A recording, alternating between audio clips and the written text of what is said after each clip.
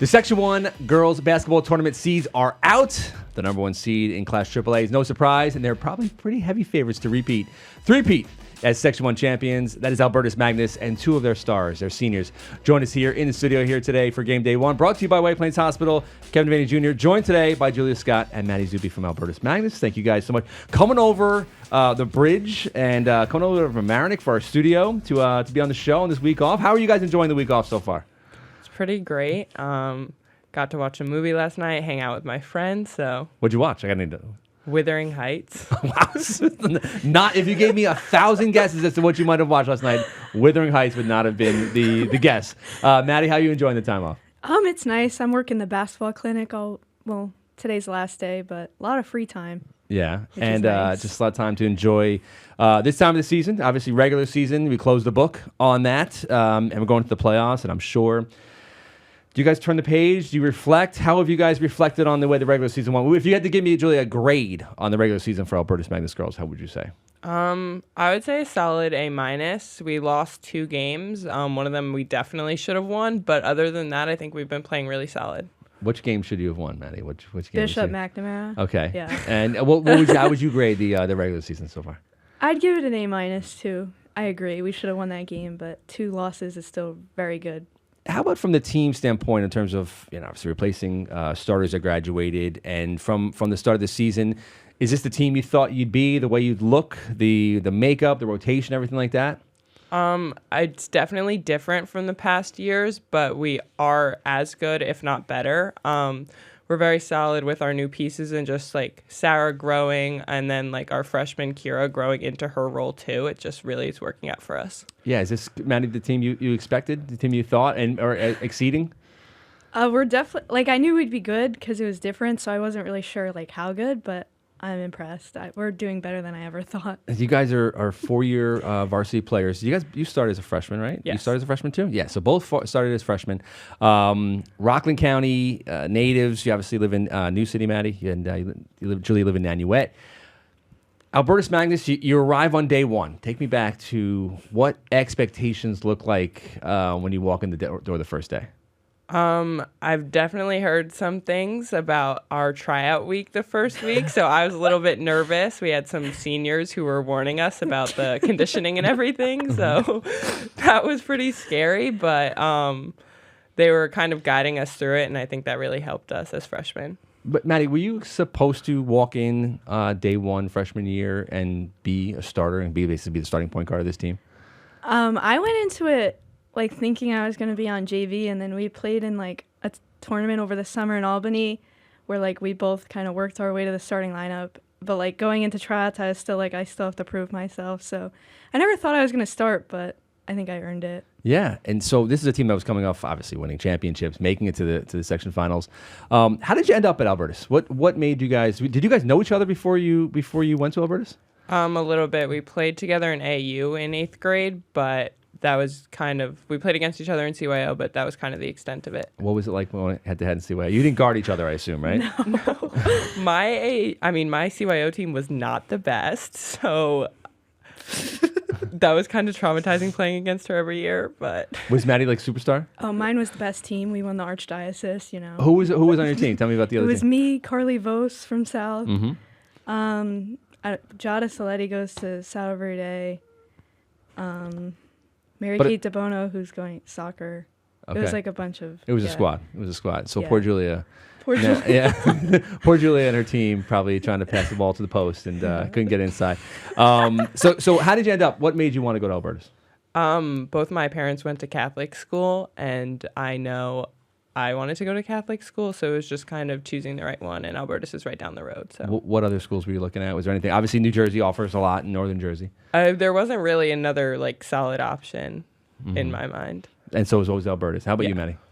I looked at a bunch of schools like IHA, AHA, and then North, obviously, and Albertus. For me, the private school kind of made sense because both my brothers did it. Mm-hmm. And it was just, Albertus felt like the right one. Your one brother went to Don Bosco, is that right? Yeah. Okay, so it's kind of always been something.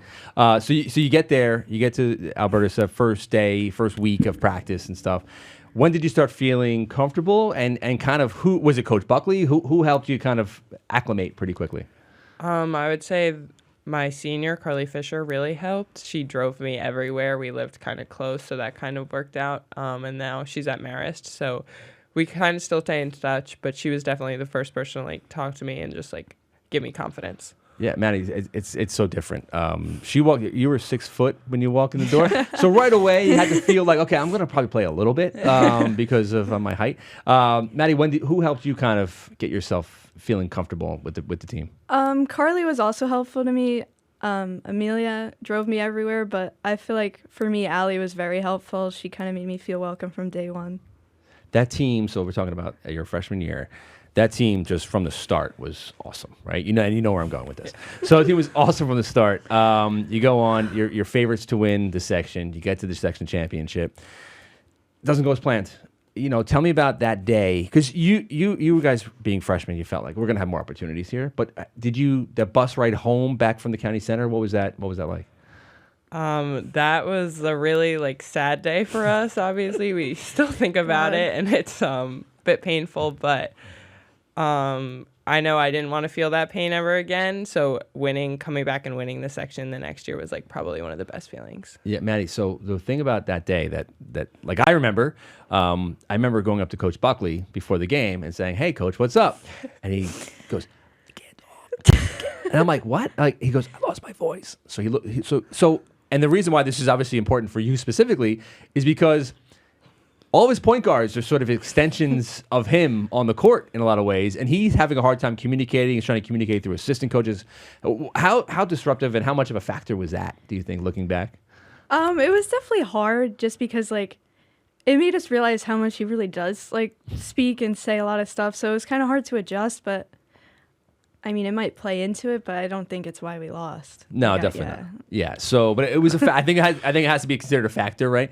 I know that you guys got on the bus, you get back to school, and one of your assistant coaches, what do you say? Well, we turned to each other and we were like, we're not like losing ever again. Like, this is never going to happen just because. And I guess he overheard it and he reminds us of it every year. But so far it's been working out. So. You have not lost in the postseason since, right? So pretty impressive. Obviously, 2-time defending section state champions. The comeback from the following year, obviously, I was fortunate to be there and follow it and get to see you guys go on and win the section and then win the state championship. When you win a state championship as a sophomore, it's a little surreal because you kind of feel like, all right, we have to just do this again and again, right? So how much pressure do you feel, and how rewarding was it to win that state championship 2 years ago? Like I said, that was probably one of the best feelings just because ending in a loss sucks. But like winning your last game, especially for our seniors, like that was great for them, and we're so close to them, and we have been for the past since my 4 years. Like I've always loved our seniors, so just like winning for them is great. Yeah, Maddy, again, just the feeling. It's different it's probably a little different for you because obviously Julia gets so much attention, and there's no jealousy, I assume, right? There's nothing. You've always kind of felt it. I think if anything, you don't like the attention. Like you don't need it. You don't crave the attention. But just to kind of be the point guard of a state championship team as a sophomore and then as a junior, just how much have you learned and just how much have you just kind of enjoyed somebody else getting all the shine and stuff like that? I mean, it's great. She deserves everything she gets. Like, for me, the best feeling I've ever had was winning the section sophomore year because it was just like we finally got over the hump, and ever since then I feel like, yeah, there's pressure to win, but I feel like as a team, like we don't feel the pressure. Yeah, which is nice. I think pressure is the word, though, right? Now going to the postseason again. And listen, it's not easy. So just because I say this, just because it looks easy doesn't mean it is easy. You guys pretty much dominated throughout the postseason run last year. How do you guys turn the page to your senior year and say, we do this again? How do we do this again? How do we kind of keep ourselves motivated? Has there been any days where you've looked and you felt like, man, maybe we're not giving it the effort we had last couple of years? Has that ever happened? No, I feel like Coach Buckley really keeps us on task with everything in that regard. And just knowing, like, going back, especially for us, our freshman year, how sad it was. Like, I feel like that's the biggest motivator there is. So honestly, like, starting off that way, like I guess in our 4 years, like it just like helped us.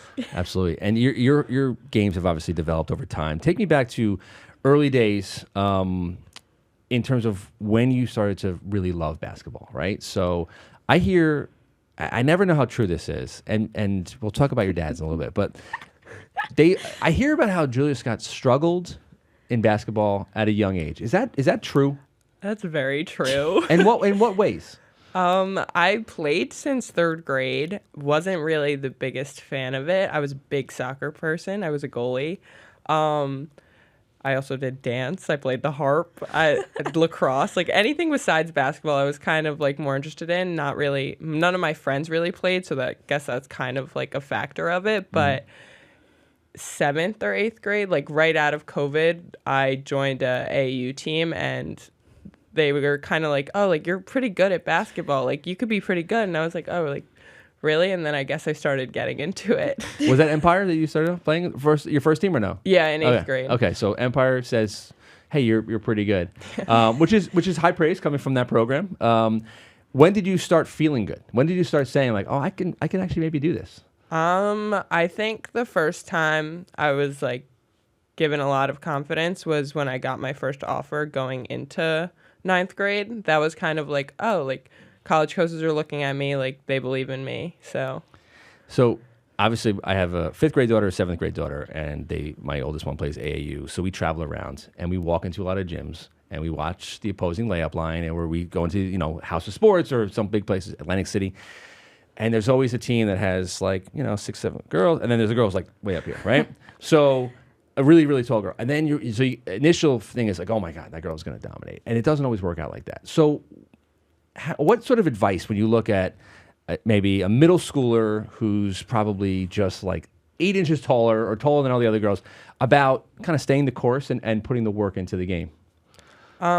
Coach Buckley always says you don't have to like be like the all airport team, which is like you don't have to look the part to be the part. It's who's the better team, who's the better like skilled wise, who put in the most amount of work. So like just based off of someone's height, like I was always tall as a kid, wasn't very good. So just like putting in that work and like effort outworks like your natural ability every time. So who did you work with that you felt? Obviously, you probably worked with a lot of people who are going to want some credit here, but who do you think helped really shape you to the player you are? Definitely my trainer, Anthony Hodges. He's like been amazing. I've been working with him since I think the end of 7th grade, and I played on his AAU team for a while, and then obviously Kelly Garino, who's coaching at NJIT now. Mm-hmm.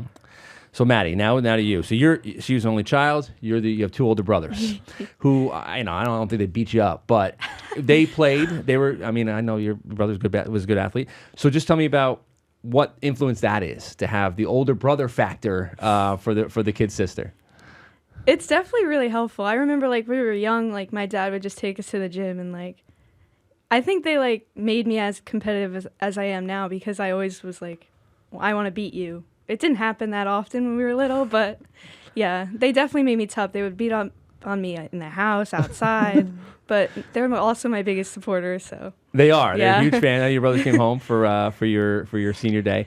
Again, there's talent, but then I think the competitive side is really kind of what makes you one of the elite players in the section, right? So you think it was the older brothers were part of that, or is that just like a family DNA trait? I feel like it's a DNA trait, but they definitely brought it out of me. Like my mom's competitive in everything she does. My grandpa was a great basketball player, so he definitely influenced me getting into it. But when did you start playing? And did you play any other sports growing up? I also play lacrosse. Okay. But I feel like I was playing basketball since like 1st or 2nd grade. And were you always had a ball in the house, or was it just something that it was? Yeah, we have like a big thing of balls in our house. Like my dad would always be like, yeah, like dribble in the house. But my mom would always be like, I hate that noise. So we'd have to go outside. Yeah, the winter months, it's hard to go outside and dribble outside. When did you start taking to basketball? When did you say, okay, this is a sport I love, and that's what I want to play? Was it that CYO era? I feel like I loved it since CYO, yeah. Yeah. I've always loved it. So a lot of people are parents like myself, right? So we have young daughters, and we say, how do we get them to be How do we get them to love basketball? Forget the college, and obviously you both committed to college. But how do we get them to love basketball? How do we get them to work at basketball? Do you look at players that you play with growing up and think that they didn't put the work in, and maybe that's why they didn't make it to where you guys made it? How would you, if you were parenting a 10 to 12-year-old right now, what sort of push would you give them when it comes to basketball? I assume it could be applied to any sport. I would say the biggest thing is like, don't force it. If it's not meant to be, it's not meant to be. I feel like the reason I stuck with basketball is because through Empire, I met some of my best friends, and I was always having fun around the sport. Like, my parents never gave me any pressure to play in college. They never gave me any pressure to like work out or anything. It just like happened because I wanted to be better for my friends. I wanted to be better for my parents. And then eventually I was like, oh, like I could play in college and continue a sport that I do love.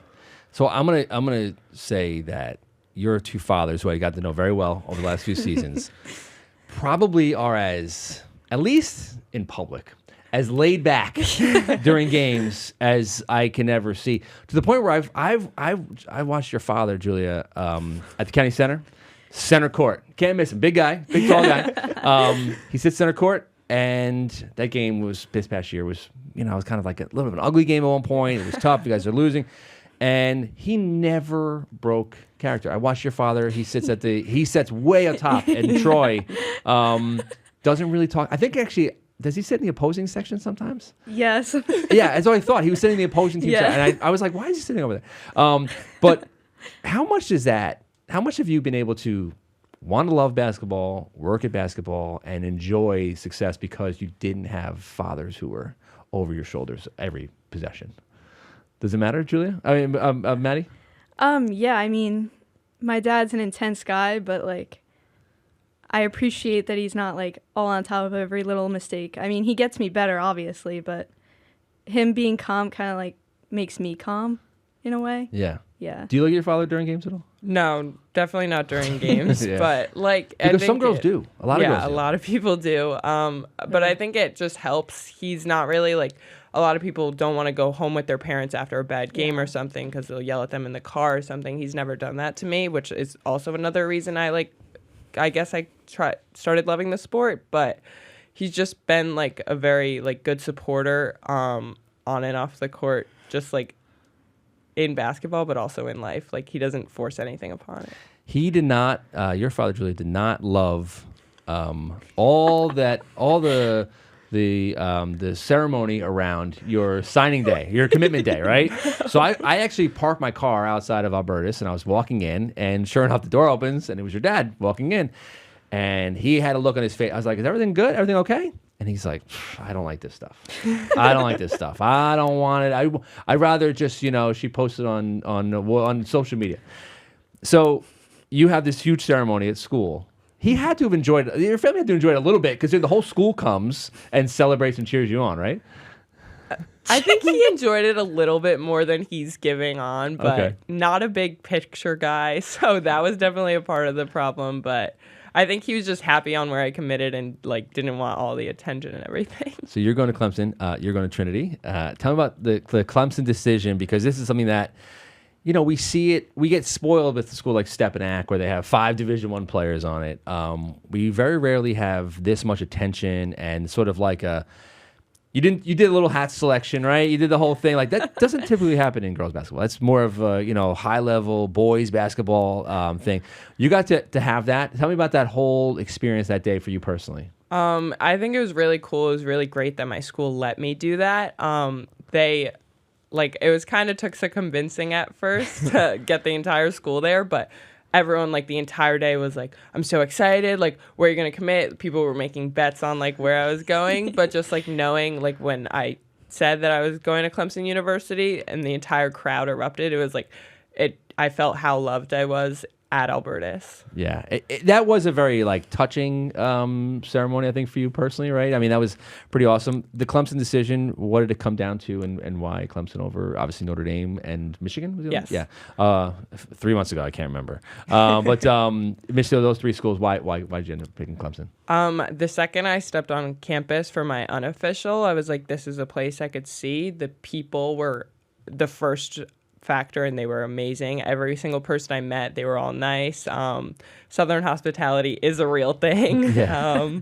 But just like even like Coach John with Maddy, he helped her with her recruiting process too. So it just like it was all like so like they didn't even care if I went there or not. They just were genuinely that nice, and that kind of drew me there. And then like talking to Coach Poppy and like him telling me what he was going to do with the program and his like viewpoint and how much success he had at Chattanooga was really just amazing, and it opened my eyes. I was a little surprised.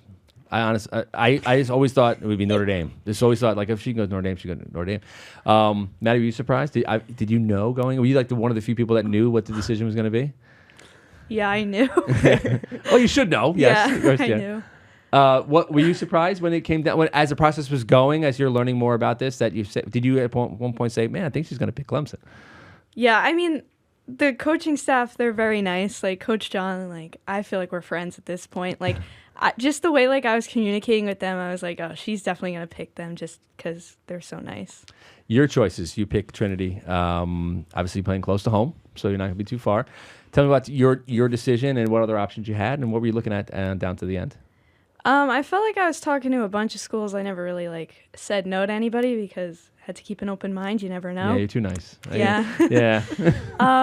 But yeah, I mean, I love Trinity. I love the coaching staff, and everybody there was so welcoming. I don't know. I kind of just felt like home. Yeah. So now you get to focus on your senior year of basketball, and in the spring, no AAU, right? So as someone who's living this now, I kind of fear this day. And we talked about this because you obviously played on an AAU team with Empire where you played with all the girls who graduated last year. Mm-hmm. So you kind of had like a send-off and then got to play another year with that. When you look back at your AAU time and obviously playing in the Empire program, just what do you look back on that you liked? What didn't you like? What about the whole experience would you give advice to people who are maybe going through it also again? In the moment, like 4 games a day, it kind of sucks. You're really tired. Like, 2 years ago, I played with a stress fracture in my foot for a while. So, like, in the moment, you're in pain, your body's sore. But, like, honestly, looking back on it, I would do it all over the exact same way. Like, it was one of the best experiences. You get to travel the country with your family, with your friends, with your teammates, and just, like, play a sport you love. So it was just a great experience. As you said, so you played on a team with Sophie Nascimento, Kristen Phelan, I'm blanking on the other girls. Yeah, of course. So you had this incredible team. How was that for you playing with the older girls for that time? It was great. They're one of the best people I've ever met. Yeah. I'm still in touch with all of them. They're doing great in college, but like I was kind of nervous moving up and playing with them just because they're not my age group. I didn't know if I was going to do well on that circuit or if like they were going to like be mad at me because I was younger and I was starting, but they were the like best people ever and like one of my best friends, I would say. Your AAU experience, tell me about, are you going to miss it when the season ends and then you play your last game and that's it? Then the basketball's done? I'm definitely going to miss it more than I originally thought. Like, I feel like by July, you're kind of like, I want to be done with this. Like, all your friends are at the beach. Like, I love basketball, but like 4 games a day for like 2 weeks, it's like, oh my God, like, give me a break. Yeah. But I'm definitely going to miss it more than I thought. So one of the things that came out, I don't know if you've seen this, but there's been some reports about girls basketball participations declined in the country, and fewer girls are playing. And so I have a theory as to why.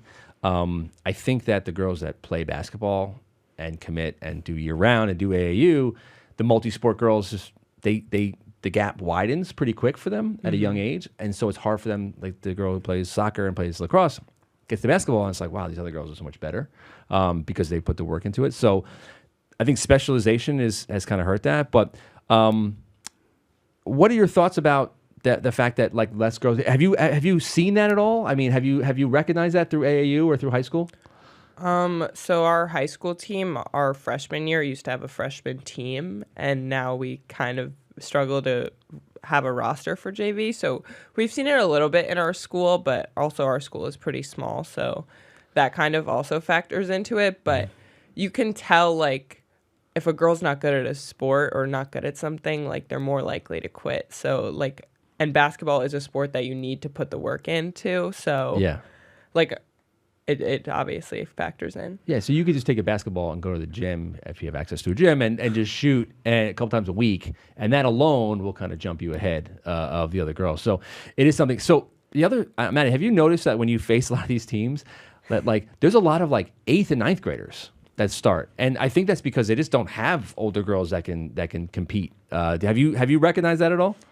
I have, actually. It's kind of weird, like, to hear, like, 8th grader, like, starting. I'm like, whoa. Yeah. Suffern has always a lot of teams have underclass players. But you guys started as freshmen too, so it's like it is weird. So this isn't, I don't think this is anything totally new, but it's something that the data has come out. Focusing now on the postseason. We're turning the page now to the playoff run here. You're going to get either New Rochelle or North Rockland in the quarterfinals to go back to the county center. Two very familiar teams. I feel like you always face New Rochelle in the playoffs. And tell me about just the excitement you feel. Is there any part of you that feels like, oh no, this is like the beginning of the end for us? Is that a little bit part of it too? Yeah, definitely. Like, we only have the most 7 games left. So just like knowing that, like, our last home game is next Friday, it's crazy, and I don't know if I'm ready for it to be over yet. Yeah. So you have the 3 seniors. Lauren Thomas is a senior also? Yes. Tell me about Lauren Thomas, because we didn't bring up any other girls on the team, but tell me about her and how she's kind of fit in this for her senior year. She's a great teammate. She joined our team last year. She brings energy every day. She's always smiling. Yeah, she's just fun to be around. So the other thing is that people are going to say, well, once Maddy and Julia leave, Albertus will take a step back. Is that true? What do you see in the future for the Albertus Magnus program? No, I think Coach Buckley's a great coach, and whoever he has on his roster, he will switch up the game plan, obviously, but I think his morals and his like high-level coaching ability will still be the same. And we also have some great players, underclassmen like Sarah, like Kira, Maeve, and Camilla will be a senior next year. So it's just like, I don't think there's going to be a drop-off. I think it will be different, but... Has any player improved from last year to this year, or just gotten better than Sarah Nejai? I mean, she's been off the charts. So tell me about her toughness, Maddy, because I think she got hit in the nose one game, or maybe broke her nose, or she got blood, and she barely flinched. What sort of toughness does she bring to the team? She's definitely our toughest player. Like, she came the next day, she's like, I got a broken nose, and I'm like, I didn't even see you. Like, yeah. But she's fun to play with. She's always playing hard. Yeah, and any other players coming up that you feel that are on this roster that are big factors maybe in the postseason now? Because I feel like every year in the playoffs, Albertus has 1 or 2 players maybe we didn't know who kind of rise. Obviously, like everyone that I listed before, they were just like, they all have their games that they step up and they play amazing in, and I think that's kind of what makes us so special, is that we have a different like secret weapon every night. Yeah. So we talked a lot about Coach Buckley and just kind of the influence he's had on you players. Tell me about him personality-wise. He's probably, considering he coaches a very dominant Catholic school in the public school system, he is like beloved, right? So tell me about why he is and kind of on and off the court, the relationship you guys have built with him.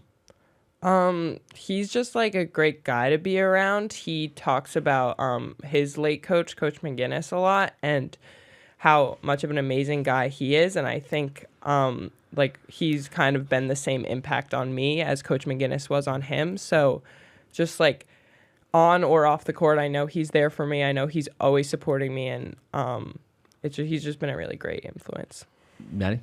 Yeah, I agree. I mean, I love him. I've known him my whole life, but like, I got emotional speaking about him the other day. It's just like, I'm going to miss him so much. He's an amazing coach, but like, he cares about us so much as like human beings too. It's just like, I love to be around him. Yeah, it's genuine. It's genuine with him. I did bring up the Catholic school, public school thing. So whenever there's a post, when you guys win a championship on Instagram and some people got to start writing in, and I always say, it's not the player. Like, don't distract. If you want to have this debate, this discussion, fine. But like, don't don't distract from what the players accomplish, right? So have you guys basically come numb to that whole discussion, or how do you feel about it? I mean, there's not much we can do about it. There's actually nothing you can do Yeah. about it. So, yes. It doesn't really like affect us anymore. It used to get a little bit annoying because it's like we won a state championship. Like you got to stop like complaining. But Yeah. I mean, there's nothing you can do about what people say, so you just got to ignore it. Yeah. I mean, that basically doesn't let it bother you? No, like at this point, it's just like whatever. I mean, it used to make me mad because like sophomore year was the first time we won in like how long? Yeah, long time. Like, yeah. what do you? Yeah. But it's all noise. It's all noise. It's all noise. Now you're going to the postseason, and as we said, the start, the end will come. Hopefully, it ends in a win. Does the Shakers in AAA in the state, right? Is that the team that you kind of feel like maybe you're on a bit of a collision course with? Yeah, they're pretty good. We played them this summer in Albany. It was a good game, but we've both obviously improved. So we'll see if we meet up with them in Troy. Yeah, Julie made it all this way without fumbling once. Then here we are at the end. But that's a perfect way to end. We want to thank you guys so much for coming over. You guys getting back to practice today, 12 o'clock. So we appreciate you guys coming over. Enjoy the last few times together. Like, have you guys talked about that this is like as teammates? I'm not trying to make you guys cry here on the couch, but eventually, you're gonna have your spring semester at school. But like, this is like last time you guys are gonna play together too. Yeah, I know, that's crazy, especially after like 5 years together. I feel like it hasn't really hit yet, but when that last game it might hit. Yeah, it was gonna hit. Yeah. And I think I've gathered that Maddy might be the emotional one. Is that true? Yes, I was literally sobbing on senior night. I was like, oof. All right. Well, guys, thank you so much for coming over. We appreciate your time. I want to thank White Plains Hospital. I want to thank LMC Media Studios. We'll see you soon. Playoffs here in Section 1 basketball.